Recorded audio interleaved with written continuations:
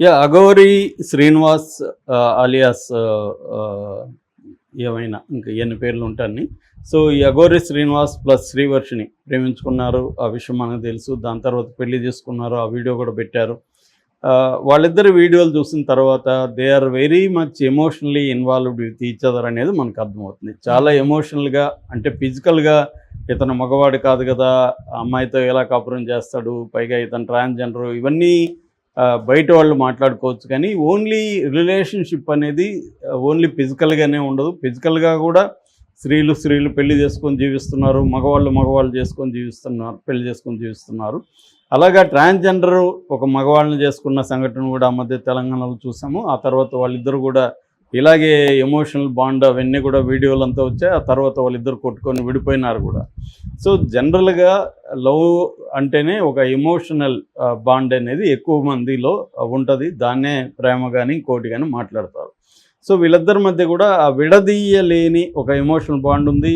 విడదీయడానికి వీళ్ళ అమ్మ, నాన్న, వాళ్ళ బ్రదర్స్ ఇద్దరు ట్రై చేశారు. గుజరాత్‌లో సౌరాష్ట్ర నుంచి తీసుకొచ్చేశారు. అయినప్పటికి కూడా అమ్మాయి అక్కడి నుంచి పారిపోయి మళ్ళీ ఇతని దగ్గరికి వెళ్ళిపోయింది, అఘోరి శ్రీనివాస్ దగ్గరికి.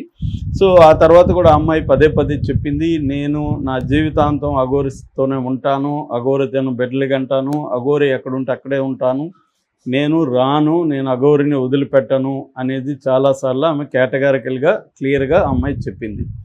సో, చాలామంది అడిగారు కూడా యాంకర్సు, ప్రేమించుకున్న వాళ్ళు చాలామంది ఇలాగే మాట్లాడతారు, తర్వాత విడిపోతారంటే నేనైతే విడిపోను, నేను జీవితాంతం ఉంటానని ఆమె చెప్పింది. అట్లాగే అఘోరి కూడా నేను జీవితాంతం ఈమెను వదిలిపెట్టను, మేమిద్దరం కలిసి ఉంటాము, మేమిద్దరం ఇక్కడికి ఇంక మీదట రాము, ఎందుకంటే మా ఇద్దరికి యాంటీగా మీడియా విపరీతంగా ప్రచారం చేస్తుంది. ఒక పక్క ఫాల్స్ కేసులు పెట్టారు కాబట్టి మేము ఆంధ్ర రాష్ట్రాలకి, తెలుగు రాష్ట్రాలకి రాము, మేము నార్త్ తెలుగులోనే కేదార్నాథ్లో ఒక సైట్ కొంటున్నాము, అక్కడే సెటిల్ అవుతాం అనేది వాళ్ళు చెప్పారు. కానీ సీరియస్ కేసు ఉంది. చీటింగ్ చేసి 10 లక్షలు డబ్బులు తీసుకొని తర్వాత బ్లాక్మెయిల్ చేస్తున్నారని ఒక మహిళా ప్రొడ్యూసరు ముకిల్ల పోలీస్ స్టేషన్లో కేసు పెట్టడం వల్ల ముకిల్ల పోలీసులు సీరియస్గా తీసుకొని అఘోరిని మధ్యప్రదేశ్ అండ్ ఉత్తరప్రదేశ్ బార్డర్లో నుంచి అఘోరితో ఉన్న శ్రీవర్షిని తీసుకొచ్చారు. వాళ్ళ కారుతో పాటు వాళ్ళని తీసుకొచ్చారు, I-20 కారు.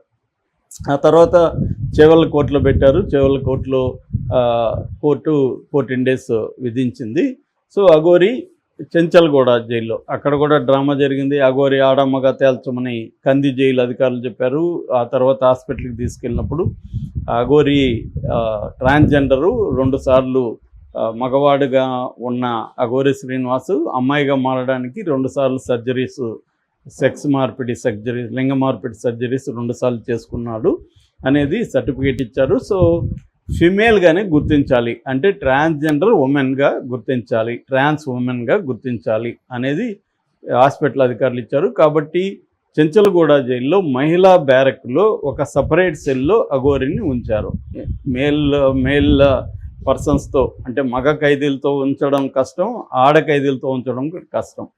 అంటే టెక్నికల్గా అఘోరి ట్రాన్స్ ఉమెన్ అయినప్పటికీ మనకు అర్థమవుతుండేది ఏమంటే అఘోరి మగవాడి ఫీలింగ్సే ఉన్నాయి. అందుకని ఫస్ట్లో రాధిక అనే ఒక అమ్మాయిని లవ్ చేసి పెళ్లి చేసుకున్నాడు. ఆ తర్వాత ఈ అమ్మాయిని చేసుకున్నాడు. వాళ్ళిద్దరి వ్యవహారం చూస్తే కూడా అఘోరికి మేల్ ఫీలింగ్సే ఉన్నట్టు మనకు అర్థమవుతుంది. ఈవెన్ శ్రీవర్షిని పేరెంట్స్ కానీ బ్రదర్స్ కూడా అదే చెప్పారు, అఘోరి మగవాడి ఫీలింగ్సే ఉన్నాయి అని.